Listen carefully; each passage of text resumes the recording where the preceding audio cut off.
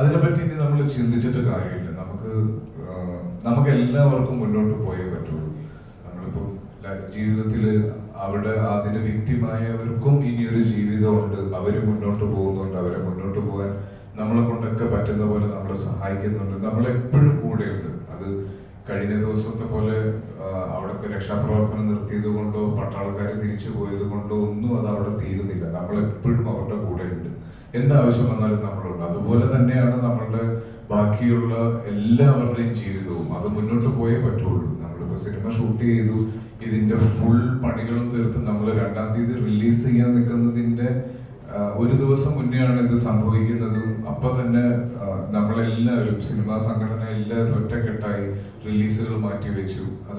അതൊരിക്കലും ആള് കുറയും എന്ന് ഓർത്തിട്ടല്ല, നമ്മളത് ചെയ്യാൻ പാടില്ല എന്ന് തിരിച്ചറിഞ്ഞിട്ട് തന്നെയാണ്. അപ്പോൾ അത് ആശിക്കും അങ്ങനെ ഒരു തീരുമാനം എടുത്തു.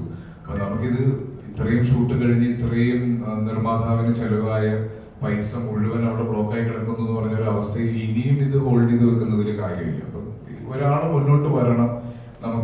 നമ്മളെ കൊണ്ട് ചെയ്യാൻ പറ്റുന്നത് ചെയ്ത് തുടങ്ങിയതിനു ശേഷം നമ്മുടെ പ്രൊഫഷനിലേക്ക് വരുമ്പോൾ നമ്മൾ തീർച്ചയായിട്ടും അടുത്ത സ്റ്റെപ്പ് എന്നുള്ള രീതിയിൽ ഇതിന്റെ റിലീസിനെ പറ്റി നമ്മൾ ചിന്തിച്ചു. വളരെ മിതമായ രീതിയിൽ ഇതിന്റെ ഒരു മാർക്കറ്റിങ്ങിനെ പറ്റി ചിന്തിച്ചു. അപ്പൊ നമുക്ക് ഇതിന്റെ ഈ സിനിമയിലുള്ള ഒരു കോൺഫിഡൻസ് കൊണ്ട് തന്നെയാണ് നമ്മൾ വളരെ മിനിമലായ ആ സമയത്ത് നമുക്ക് സോഷ്യൽ മീഡിയയിൽ കൂടെ ആളുകളെ ക്ഷണിക്കുന്നതിനും ഈ സിനിമയെ പറ്റി പറയുന്നതിനും ഈ സിനിമയുടെ വിജയം ആഘോഷിക്കുന്നതിനും ഒക്കെ ഒരു ലിമിറ്റേഷൻ ഉണ്ട്. പക്ഷെ അപ്പോഴെല്ലാം നമുക്കുള്ളൊരു കോൺഫിഡൻസ് എന്ന് പറഞ്ഞാൽ ഈ സിനിമയിലാണ്.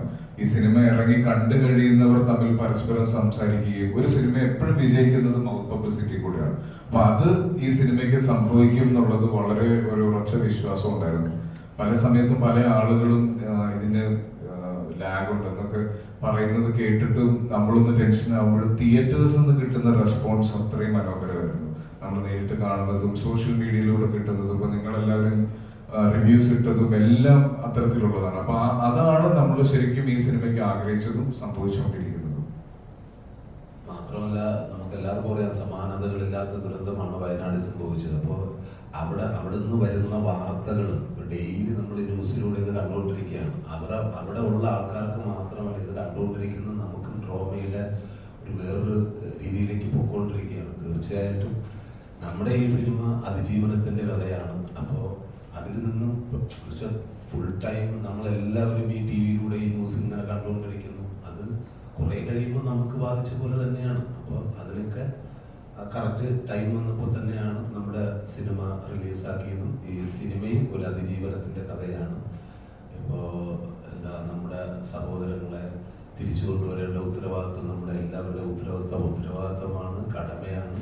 അത് ഇനിയും എന്തൊക്കെ ചെയ്യാൻ പറ്റുമോ അതെല്ലാം നമ്മുടെ ഭാഗത്തു നിന്നും